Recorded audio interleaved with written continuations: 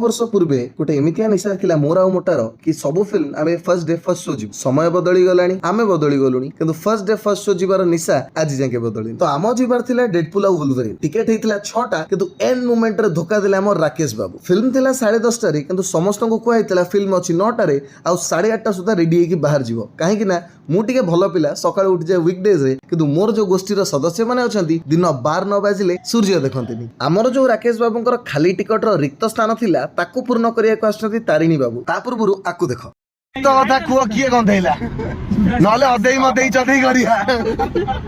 ତ 10ଟା ବାଜିବା ପୂର୍ବରୁ ଆସିକି ଆମେ ପହଞ୍ଚି ଗଲୁ ମଲ୍ରେ। ମଲ୍ରେ ଉଠୁଥିଲା କାଉ। ଆମେ ଭାବିଲେ ଏତେ ସମୟ ବସି କ'ଣ କରିବୁ, ଆଉ ସେଥିପାଇଁ କି ଭାବିଲୁ ଯେ ପ୍ରାଙ୍କ କରିବା ତାରିଣୀ ସହ।